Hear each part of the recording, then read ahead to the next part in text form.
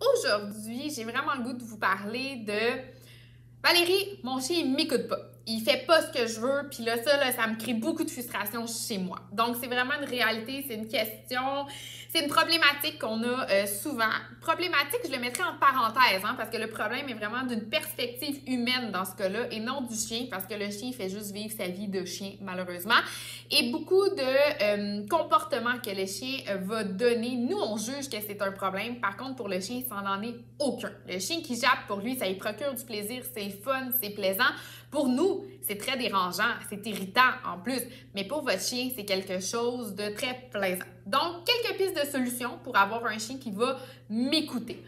Premièrement, est-ce que vous êtes en renforcement positif? Est-ce que vous êtes payant? Est-ce que votre chien, chaque fois qu'il fait quelque chose, il comprend qu'il y gagne au change?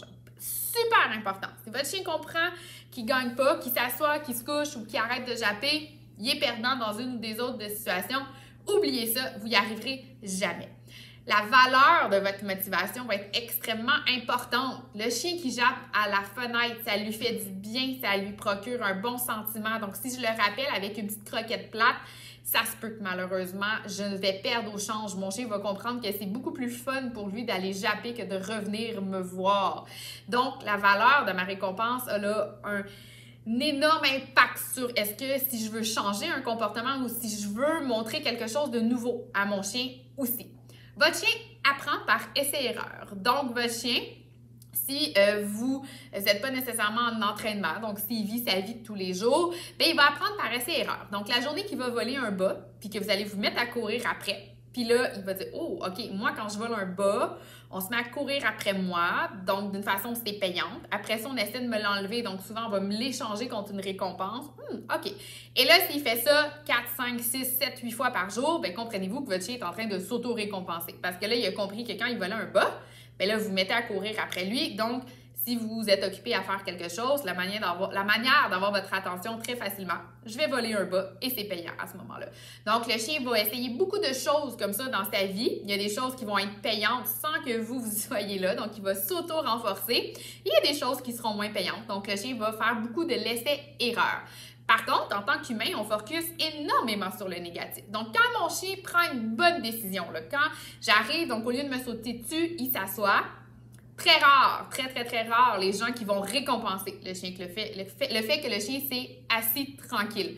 Donc, le chien, ce qu'il se dit, bien, la prochaine fois, quand il va arriver, je vais sauter dessus, comme ça, de cette façon-là, elle va me toucher, ils vont me descendre à terre, ou ils vont me donner de l'attention, ou ils vont me flatter. Donc, c'est beaucoup plus payant pour le chien de sauter sur l'humain que de simplement s'asseoir.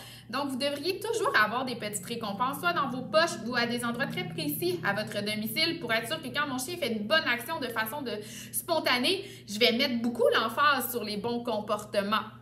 Donc, c'est très important, c'est de cette façon-là que vous allez montrer à votre chien c'est quoi un bon comportement, qu'est-ce que vous attendez de lui. Parce que encore là, d'une perspective humaine, je m'attends à ce que quand j'arrive, que mon chien s'assoie. Mais d'une perspective chien, si on ne lui a pas montré, il n'y en a aucune idée qu'il doit s'asseoir quand vous arrivez. Donc, c'est très important d'être toujours un petit peu en mode entraînement avec son chien. Donc, il faut lui faire comprendre que c'est encore plus payant quand il prend des bonnes décisions de lui-même. Extrêmement important. Autre petit point, votre chien ne comprend pas les signes de négation. Donc, il ne comprend pas le ne, pas. Donc, souvent, les gens vont dire « saute pas, saute pas, saute pas ». Le chien, ce qu'il comprend, c'est « saute, saute, saute ». Donc, votre chien va continuer de faire ce comportement-là sans arrêt. Donc, arrêtez de dire non, arrêtez de dire le ne pas. Moi, je dis toujours aux clients, votre chien est intelligent, mais il y a des limites. Dans le sens que si vous dites, bien, mon chien saute sur le comptoir de la cuisine, je lui dis non.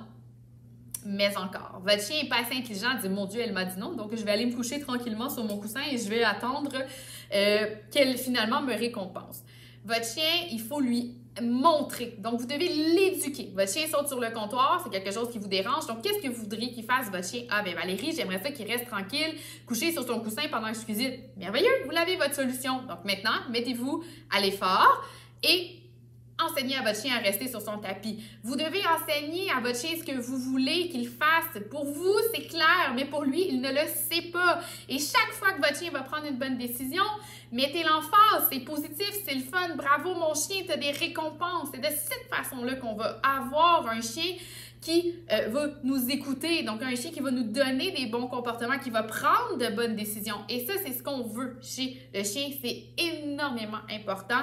Vous devez récompenser tous les bons coups qu'il va vous donner aussi également. Arrêtez d'être dans le négatif, arrêtez de focusser sur seulement ce que mon chien fait de mauvais et commencez à voir tout ce qu'il fait de bien dans une journée, récompensez ça et vous allez voir aussi que votre relation avec votre chien va changer. Vous allez voir le positif, ça va être beaucoup plus payant et vous allez voir qu'à long terme, ça va être énormément payant et ça va complètement changer votre relation avec votre chien. Constance et répétition. Je ne fais pas ça 2 semaines en espérant de tout changer. Là. Pour changer un comportement chez le chien, on parle entre 500 et 1000 répétitions. Donc, c'est des mois d'entraînement. Il y a même des gens qui vont faire ça pendant des années, mais dites-vous que c'est un investissement présentement pour avoir un chien qui va être calme, un chien qui va me donner des bons comportements à long terme. Donc, allez-y, mettez-vous au travail, c'est le temps de commencer.